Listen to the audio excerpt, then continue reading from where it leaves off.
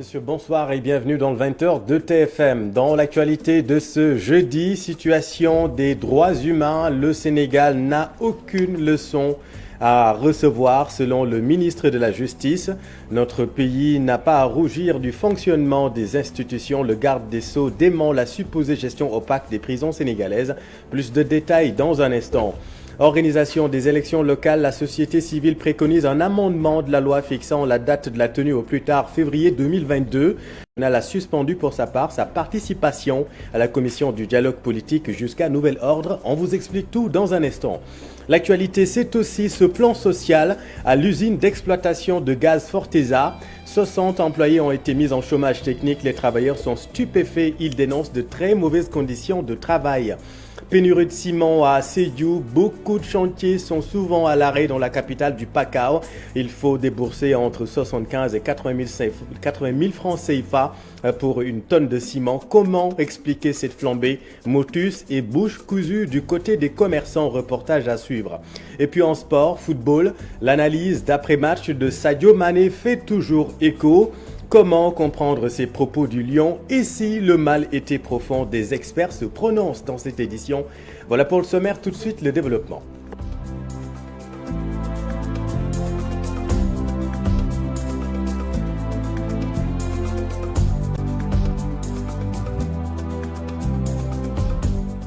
Mais d'abord, cet accident qui a causé 2 morts et 13 blessés, dont 9 dans un état critique. Le choc est survenu ce matin sur l'axe Linguère-Matam. Le véhicule en route vers Dakar s'est renversé suite à l'éclatement d'un pneu arrière. Les corps sans vie et les blessés ont été acheminés à l'hôpital Magatte Lô de Linguère. À noter qu'à l'espace de 3 semaines, 3 accidents ont été enregistrés sur l'axe Linguère-Matam, faisant 5 morts et une vingtaine de blessés. Le Sénégal n'a aucune leçon à recevoir en matière de droits de l'homme selon le ministre de la Justice. Pour Maître Malick Sall, tous les dossiers pendants devant le tribunal seront diligentés dans le respect des règles établies. Le garde des Sceaux a présidé ce matin la cérémonie de passation de service entre le nouveau directeur du centre de formation judiciaire et son prédécesseur, compte rendu Maïmouna Ndiaye et Diafaraba. Le rapport du secrétariat d'État américain publié cette semaine sur les droits humains au Sénégal parle d'une situation dégradante. Maître Malick Sall relativise. On attend toujours plus du Sénégal. On attend toujours plus du Sénégal parce que le Sénégal est une référence. Même pour les Américains, pour les Européens, le Sénégal c'est un modèle. Et bien entendu, ce qu'on attend du modèle, c'est qu'il fasse toujours mieux. Nous avons vu tous dernièrement ce qui s'est passé aux États-Unis. Et ce que je peux vous dire tout simplement, c'est que le Sénégal n'a pas de leçon à recevoir à ce niveau. Nous n'avons vraiment pas honte, ni de notre justice, ni de notre police, ni de notre gendarmerie. Sur les conditions de détention des prisonniers, le garde des Sceaux rectifie l'activiste Guy Marius Sagna. Il ne vous a pas échappé que dans nos prisons, je veux dire à l'intérieur des prisons, je ne parle pas des endroits de transit, il y a eu des victimes de Covid partout au Sénégal, sauf dans nos prisons. Et cela, ça prouve tout simplement que nos prisons sont managées avec efficacité. Je peux vous assurer que dans n'importe quelle administration, il se peut qu'il y ait quelque part quelque chose dont on peut parler. Mais parler de gestion opaque, pour moi, honnêtement, c'est de la mauvaise foi. Autre question abordée, le dossier des victimes des manifestations récentes. Je peux vous assurer que ceux qui ont des dossiers qui sont pendant devant le tribunal savent que les dossiers sont toujours devant le tribunal. Les engagements que l'État avait pris à ce niveau-là, je peux vous assurer, vous pouvez aller rencontrer les familles de ces victimes-là, elles vous confirmeront que tous les engagements ont été respectés. Le ministre de la Justice, Maître Malick Sall, s'exprimait en marge de la cérémonie de passation de service au centre de formation judiciaire. Merci Maïmouna. En politique, le Front de résistance nationale quitte la table de la commission politique du dialogue national. Selon le FRN, la majorité s'arc-boute sur sa décision de faire tenir les élections locales au courant de l'année 2022, ce qui risque de bouleverser davantage le calendrier électoral déjà mis en mal selon le FRN. Dans le même temps, la société civile exhorte les parties prenantes à conserver les acquis du dialogue national pour éviter ce blocus en perspective. La société civile préconise un amendement de la loi fixant la date de la tenue des élections locales au plus tard février 2022. Explication avec Mouniaï Sissé de la société civile. Il y a la loi qui détermine la période, la date butoir pour organiser les élections. Et il y a le décret qui doit fixer la date de l'élection. Donc c'est deux choses différentes. Aujourd'hui, il est proposé dans la loi que la date butoir soit au plus tard, la date butoir soit le 27 mars. C'est-à-dire que les élections soient organisées au plus tard le 27 février.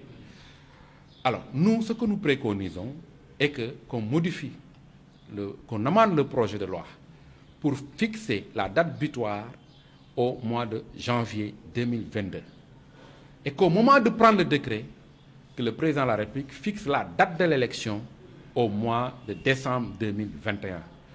Nous estimons qu'en le faisant, les deux parties pourraient se retrouver.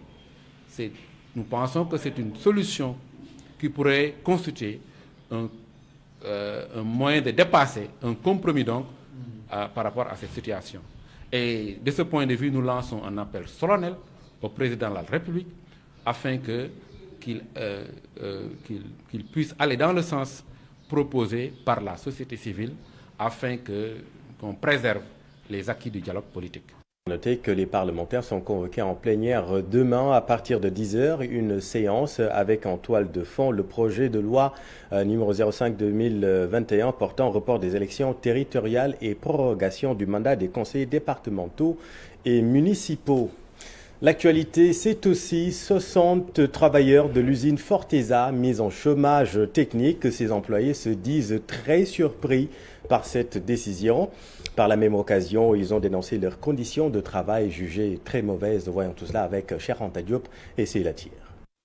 Les travailleurs de la société Forteza à Ngadiaga sont tous mis en chômage technique à partir du 1er avril jusqu'au 30 septembre. Certains travailleurs de la boîte rencontrés sur place déplorent le fait de n'avoir pas été notifiés à temps. Ils se sont réveillés pour simplement voir une note de service qui a été affichée à leur grande surprise. Selon toujours les travailleurs de Forteza, la direction avance comme motif le poids des charges et son incapacité à payer les dettes contractées à la banque, ce depuis l'incendie du puits de gaz implanté à Djelekpel dans la commune de Notogouïdiama. Une allégation balayée d'un revers de main par les employés qui soutiennent le contraire. Selon eux, l'usine Forteza produit 600 000 m3 de gaz par mois, soit 20 000 m3 par jour. Aussi, il déplore le défaut de couverture médicale et le versement à l'IPRES depuis 2017. Pour rappel, ce puits de gaz avait pris feu le 19 décembre 2020. Cher Anta, et la question c'est comment un incendie de 3 mois d'un puits de gaz a pu mettre Forteza sur la paille. Vous le savez, cette société exploite du gaz depuis près de 20 ans. Ce plan social soulève beaucoup de questions. Le commentaire de Abdoulaye Sissé. Et pourtant, tous ont voulu nous assurer au début de l'incendie du puits de gaz d'Ngadiaga que ce n'était qu'un petit problème. Tous, de la ministre du Pétrole et des Énergies, arrivée en catastrophe sur les lieux, aux responsables de l'entreprise nationale partenaire dans la joint venture avec Forteza, Petrosen pour ne pas la nommer, et bien sûr Forteza elle-même. Mais leurs mensonges de minimiser l'accident n'ont pas résisté à la réalité qui leur éclate à la figure. La réalité, c'est qu'un nouveau réservoir d'un puits qui donnait à lui seul presque 50% de la production de Forteza était à la merci des flammes sans que personne, même l'américain Halliburton appelé à la rescousse et qui s'en est mis plein les poches au passage, n'ait sauvé le puits. La méthode Forteza a éprouvé les nerfs fragiles d'une administration sénégalaise du pétrole qui manifestement n'a pas les épaules assez larges pour manager face aux mastodontes du secteur qui sont loin d'être les enfants de cœur. Les travailleurs ont bien sué 20 ans, ont traversé toutes les tempêtes avec des traitements de misère, mais ils ont tenu dignes.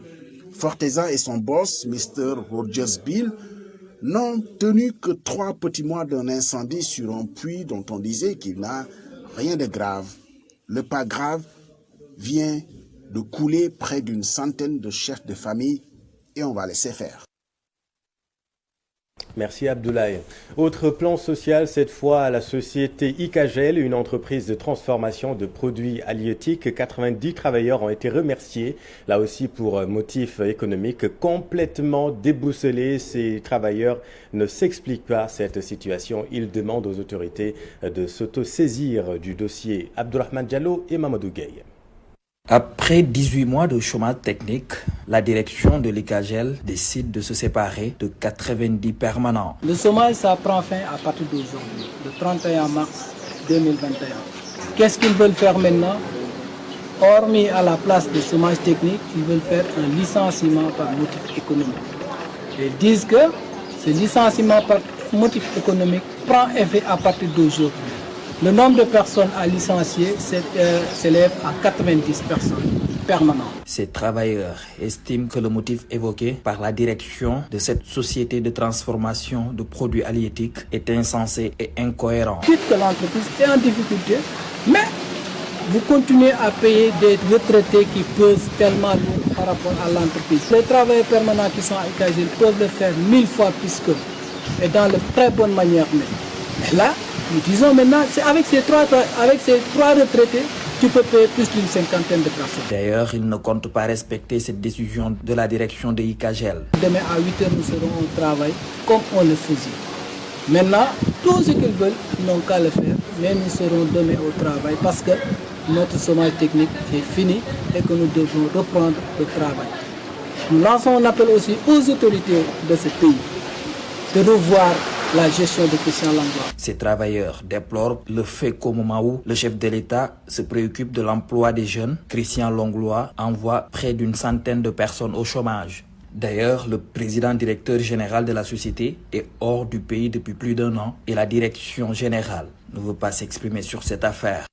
Merci Abdourahmane. Et puis les conséquences du saccage et du pillage du magasin Auchan de Pikine lors des violentes manifestations. Plus d'une cinquantaine de jeunes employés du grand distributeur envoyés en chômage technique. La mairie de la commune de Pikine-Est, qui abrite le dit magasin, subit également les répercussions. Le maire de la localité se désole de cette situation. Le voici avec notre équipe dans la banlieue de Dakar. Nous avons tous constaté cette situation, donc il nous faut y remédier. On va essayer de convoquer le conseil municipal et en discuter, voir dans quelle mesure on peut accompagner toutes les entreprises qui étaient établies dans notre commune et qui ont eu à subir des dégâts matériels pour les accompagner à la reprise de leurs activités. Parce qu'il y a énormément de Sénégalais. Prenant l'exemple de Auchan, c'est plus de 1700 jeunes Sénégalais qui travaillent à Auchan Sénégal.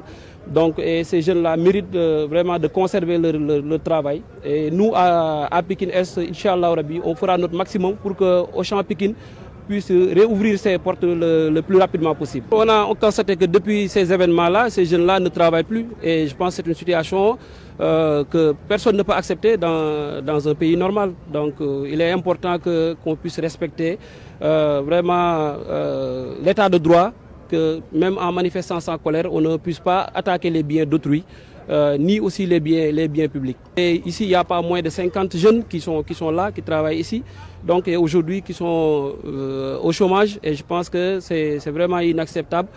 Et puis l'entrepreneuriat, l'une des solutions majeures pour l'absorption des jeunes au Sénégal. Le Haut Conseil du dialogue social a produit un rapport contenant 30 recommandations pour résoudre le chômage des jeunes au Sénégal. Une politique d'employabilité axée principalement sur l'agriculture et la pêche, mais aussi sur les structures financières. Écoutons là-dessus la présidente Innocence Tapndiaye. La crise de la Covid-19, la crise sanitaire, est venue montrer du doigt tous les déficits, que ce soit au niveau de la santé, que ce soit au niveau de l'économique et du social. Et cela en fait partie. La question de l'emploi des jeunes a toujours été là. La question de de l'entrepreneuriat, parce que nous, ce que nous savions, c'est aller à l'école, avoir des diplômes, être dans les bureaux. Aujourd'hui, cela a changé. Aujourd'hui, nous voulons que le Sénégal crée ces entrepreneurs, qu'il y ait des success stories, qu'il y ait des jeunes qui s'engagent dans l'entrepreneuriat. C'est cet esprit qui manque. Mais le gouvernement, il faut le dire, en l'occurrence le président de la République, a mis en place toutes les structures pour aider les jeunes. L'agriculture, nous pensons que le Sénégal est quand même doté de terres pour permettre aux jeunes de s'engager dans l'agriculture. Donc c'est une niche d'emploi, et surtout une niche d'emploi décent. Quand ils ont le matériel adéquat, quand ils ont les ressources humaines adéquates, ils peuvent s'engager dans l'agriculture. Et d'ailleurs, nous l'avions compris parce que dans notre plan d'action également, nous avions ce travail qui va se faire pour une convention collective dans le secteur de l'agriculture. Et puis, à quelques jours du mois de Ramadan, la compagnie sucrière sénégalaise rassure les Sénégalais. 65 000 tonnes de sucre sont stockées dans les magasins pour la consommation durant le mois béni. Toutefois, le directeur des ressources humaines a mis en garde les commerçants sur une éventuelle hausse du prix du sucre. Il a tenu ses propos lors de la cérémonie de remise de table-banc à l'école Jean-Claude Mimran. Voici lui Lamotte avec notre équipe dans le Nord. Voilà, 40 chaises et 50 tables bancs. Donc ce qui n'est que la première étape d'un programme que nous avons mis en place et qui voudrait vraiment équiper l'ensemble des écoles de Richard Toll, voire du département de Dagana. Depuis 50 ans qu'elle existe, la CSS a toujours garanti la disponibilité du sucre dans le marché, quelles que soient les époques d'ailleurs. Je ne pense pas que quelqu'un se soit rappelé un jour d'une pénurie de sucre dans ce pays. Ça n'a jamais existé. Cette année, encore plus. Nous avons en stock plus de 60 000 tonnes et il n'y a aucun problème. Il n'y aura aucune tension dans l'offre, aucune tension quelque part qui pourrait justifier quelque spéculation que ce soit. Il y a suffisamment de sucre pour tout le monde et pendant longtemps encore. Une meilleure gouvernance du secteur de la presse, les instructions du chef de l'État n'auront aucun effet selon le président du CEDEPS. Selon lui, la loi sur la publicité est truffée de vides juridiques. Les professionnels prônent pour la mise en place de la ARCA, la Haute Autorité de Régulation de la Communication de l'Audiovisuel, figurant dans le Code de la presse. On voit tout cela avec Fatbintou Conté et Diafaraba. Les sorties récurrentes du chef de l'État en Conseil des ministres sur la presse réjouissent les professionnels du secteur des médias, certes, mais le manque de volonté politique sur certaines lois, décrets et arrêtés relatifs au code de la presse les indigne. Le code de la presse a été adopté en juin 2017. Aujourd'hui, nous sommes en avril 2021, donc ça fait 4 ans, mais il y a beaucoup de textes d'application du code de la presse qui n'ont pas été pris, à savoir des lois, des décrets et des arrêtés. Donc 4 ans quand même pour adopter, pour prendre ces textes d'application-là, c'est certes une volonté politique qui est un peu défaillante, parce qu'il ne s'agit pas de proclamer, de prendre des résolutions en Conseil des ministres. Il faut faire suivre ça d'actes. La publicité, source de revenus des médias, est mal répartie. Selon le président du CEDEPS, le patronat de la presse, un vide juridique entoure cette loi. La publicité au Sénégal évolue sans environnement juridique, sans normes juridiques. Et ça, c'est pas bon.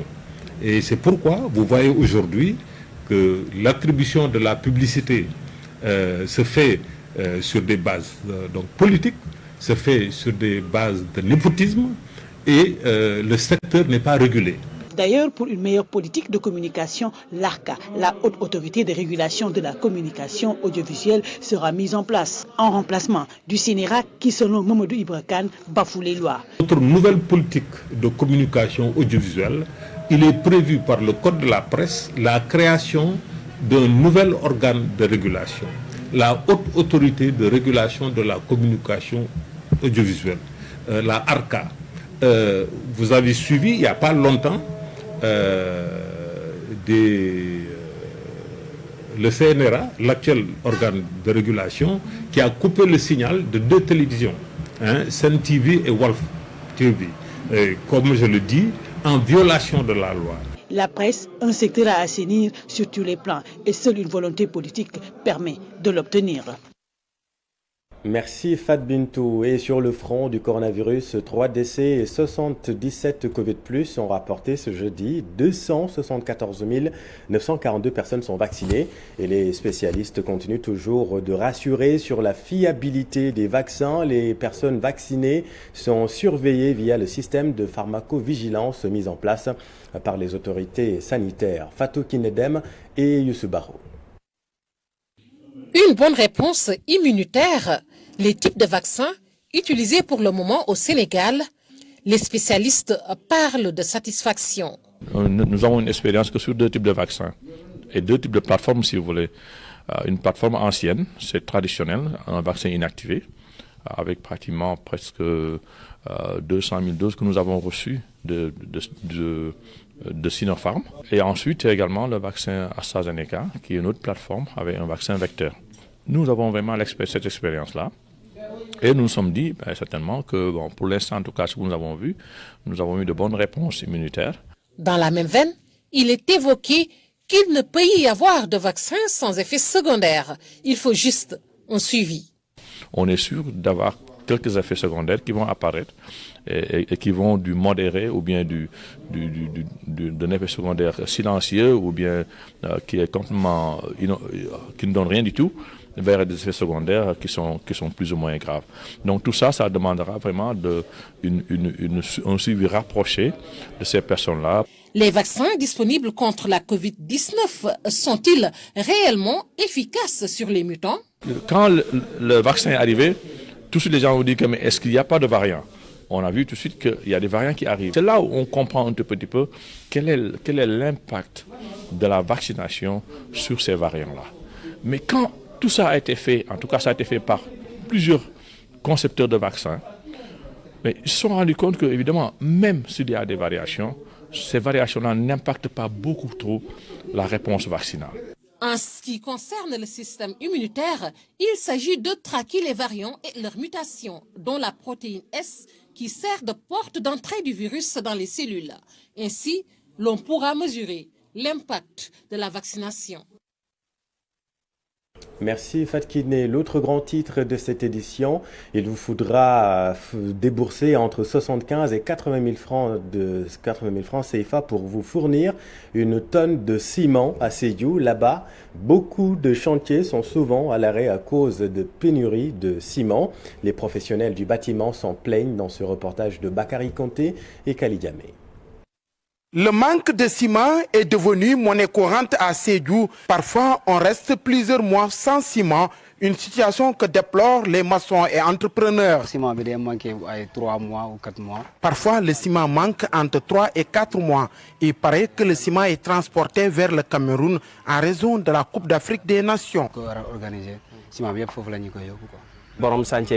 Ça bloque tout notre travail car quelqu'un peut te confier un chantier, mais dès que le ciment manque, tu ne pourras plus respecter les délais. Ces maçons peuvent rester plusieurs mois sans travailler. Ce manque de ciment est très difficile pour nous. Parfois, on fait des commandes, mais pour les recevoir, on est confronté à d'énormes difficultés. On reste plusieurs jours sans travailler et si on reçoit l'avance du chantier, ces retards nous créent des problèmes avec les propriétaires de maisons. On ne sait pas où se trouve le problème. Parfois, la tonne est vendue jusqu'à 80 000 francs CFA. La tonne de ciment est vendue entre 75 000 et 80 000 francs CFA. Selon ces entrepreneurs, il n'y a aucune réglementation dans la vente du ciment. Tu fais passer une commande au niveau de l'usine, mais tu peux rester 10 à 15 jours pour avoir ta commande. Alors, les gens font ce qu'ils veulent, les commerçants font ce qu'ils veulent, ils vendent comme ils veulent, personne n'y peut rien. Sur ce rythme, on ne peut pas être dans les délais. Tu es obligé de colmater du ciment. Bon, c'est pas parce que tu n'as pas de l'argent. Tu ne peux pas acheter du ciment. Ouais, c'est ça notre problème en réalité. Bon, présentement, la tonne, elle peut aller jusqu'à 78 000. Hein, 78 000, 78 500. Parfois, certains maçons qui ne respectent pas les délais sont traduits à la justice. Il y a beaucoup de plaintes contre les maçons à la gendarmerie et à la police à cause de ce manque de ciment. Les maçons qui ont déjà perçu une avance de leur chantier ont souvent des problèmes avec les propriétaires des travaux. À Sédhiou, beaucoup de chantiers sont bloqués à cause de ce problème. Maçons, entrepreneurs et les populations du Pakao demandent au ministre du Commerce de réglementer le marché du ciment pour éviter de pareilles situations. Merci Bakary. Et puis l'actualité, c'est aussi le chef d'état-major général des armées qui a été installé ce matin au camp Djal Diop. Le général de corps d'armée Cheikh Wade décline ses ambitions, œuvrer pour une ressource humaine de qualité. Il invite cependant les militaires à faire preuve de tenue et de retenue face à la généralisation de l'accès à l'information. Compte rendu Alassane Ba et Youssou Barro. 10h12. Dépôt de gerbes au mémorial du souvenir par le ministre des Forces armées, suivi de la signature du livre d'or par le SEMGA. Cheikh Wade installé. Place au discours. Mon général. Ainsi, le ministre Sidiki Kaba s'adresse au général de corps d'armée Cheikh Wade, chef d'état-major général des armées, à qui il dit être convaincu qu'il saura maintenir les armées sur la trajectoire déjà tracée. Je suis animé par ces mêmes sentiments et demeure assuré que vous saurez maintenir les armées sur la trajectoire d'excellente tracée par vos illustres prédécesseurs.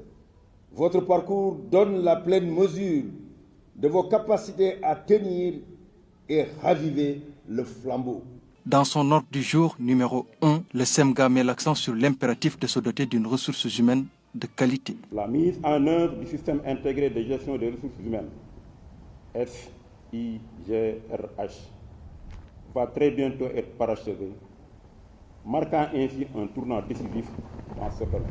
L'obtention de ressources humaines de qualité exigera de notre part une politique de recrutement mieux ciblée, une formation adaptée et des initiatives supplémentaires visant à une plus grande attractivité des armées. Nous devons disposer d'une ressource humaine instruite, entraînée et bien commandée, mais aussi de capacités adaptées et d'équipements spécialisés. Cheikh Wade invite ses troupes à la discipline, à la tenue et à la retenue et au respect du devoir de réserve. En cette période où l'accès à la communication et à l'information s'est généralisé par le biais des réseaux sociaux, j'exhorte tout particulièrement les militaires à faire preuve de tenue et de retenue dans leur usage et du devoir de réserve auquel tous les personnels sont assujettis. Sur le plan logistique, de nombreux défis sont à relever. Il s'agira de garantir à l'armée une autonomie logistique au niveau national. Il entend consolider toutes les politiques sociales. Alassane, faisant plus ample connaissance avec le nouveau SEMGA qui a fêté 58 ans le 22 mars dernier. Après des études à l'Académie royale de Meknès au Maroc et des diplômes et stages dans beaucoup de coins chauds du globe, il devient ainsi le nouveau SEMGA après avoir fait ses classes sur le terrain chez les commandos. Son portrait avec Mortal Agaï. Ouvrez le banc, Cheikh Wade, nouveau chef d'état-major général des armées, s'avance la mise impeccable, le regard placide. Le nouveau SEMGA est un militaire dans l'âme, un combattant habitué des théâtres d'opération. Son destin de civil bascule à 20 ans. On est en 1983. Cheikh Wade quitte les amphis de la faculté des sciences de l'université Cheikh Anta Diop de Dakar après avoir réussi au concours de l'Académie royale de Meknès, là où les Marocains forment la crème de leur armée. Les 3 années sont longues, mais construisent l'homme, Cheikh Wade, qui réussit avec brio ses 3 années d'études. Il en sort avec le titre pompeux d'officier. De retour au pays, il est affecté chez les commandos, là où les hommes sont mesurés à l'aune de leur courage, d'où leur devise légendaire « Gorfit ». Cheikh Wade multiplie les stages et les diplômes en France, aux États-Unis, au Koweït, Liban, Ghana, etc. Une solide expérience et une étoffe de militaire modèle qui fait de lui le chef de section au bataillon de commando de Thiès de 1987 à 1993. Puis commandant d'unité de la 2e compagnie au bataillon de commando de 1993 à 1996. Et enfin commandant de la chaude zone militaire 5 de Casamance de 2013 à 2015. Cheikh Wade ne s'arrête jamais de courir. De 2017 à 2019, il devient le général de brigade chef d'état-major de l'armée de terre, puis sous-chef d'état-major des armées, avant d'endosser la tunique du SEMGA, comprenait chef d'état-major des armées le 30 mars dernier. Fermez le bon. L'on raconte dans une autre vie que ce papa poule, il est le père de 5 enfants, aurait pu devenir footballeur professionnel, tant il est adroit des pieds avec le ballon. Mais l'appel de la tenue camouflée des militaires a été plus fort. Il est également décrit par ses copains de cordée à Ngaïmehé, sa ville d'origine, comme quelqu'un qui se débarrasse de ses nombreux grades quand il est entouré de ses amis de toujours. Mais pour l'heure, son grand défi reste à consolider ce lourd legs contenu dans la devise de l'armée nationale. On nous tue, on ne nous déshonore pas. Merci Mortala, le nouveau Semga, un excellent footballeur comme toi Mortala. Et parlons football justement, Sadio Mané qui pointe du doigt les performances soporifiques de l'équipe nationale du Sénégal, la reconnaissance des défaillances technico-tactiques des Lions et une certaine cassure entre le staff et le groupe. Voyons tout cela avec Cheikh Sadibou Diarra. Il y a des choses à régler, c'est tout, il faut le reconnaître. Cette déclaration de Sadio Mané, la superstar des Lions, à l'issue des 2 derniers matchs des éliminatoires de la CAN 2021, une alerte en perspective des prochaines échéances. Une preuve encore une fois qu'il y a un sérieux problème au sein de cette sélection. Il y a un vrai problème au niveau du dispositif technico-tactique et qu'il ne faut pas se voiler la face. Il suffit tout simplement de rectifier le tir avant qu'il ne soit trop tard. C'est pourquoi moi je pense que c'est dans cette catégorie-là en tout cas que je loge cette sortie de Sadio Mané, que je salue au passage parce qu'il a eu le courage de le dire et surtout à un moment extrêmement important. Cette sortie démontre en filigrane la difficulté d'Aliou Cissé et son staff à faire passer leur discours au sein du groupe. Il n'y a pas que la déclaration de Sadio Mané, regardez aussi la façon de jouer de certains joueurs et pas des moindres, les cadres, personnalités comme Kalidou Koulibaly étaient plus dans le dégagisme que les qualités techniques qu'on connaissait de lui. Sans doute, moi c'est ce que j'ai pu constater, effectivement, on ressort c'est cassé quelque part et j'ai comme l'impression que le discours d'Aliou Cissé ne passe plus. Donc il est temps qu'il se reprenne le plus rapidement possible. Il en a la compétence et la qualité aujourd'hui de remobiliser sa troupe, de les motiver davantage pour qu'on ne perde pas de vue que l'objectif ultime, encore une fois, c'est le trophée continental derrière lequel le Sénégal court depuis 1965 jusqu'à nos jours. Le diagnostic des problèmes de l'équipe nationale du Sénégal est connu. Le prochain regroupement des Lions au mois de juin va servir peut-être à trouver les premiers remèdes. Merci cher, c'est la fin de cette édition. Merci de votre attention. L'info continue dans Soir d'info avec vous, Binta Diallo. Vous recevez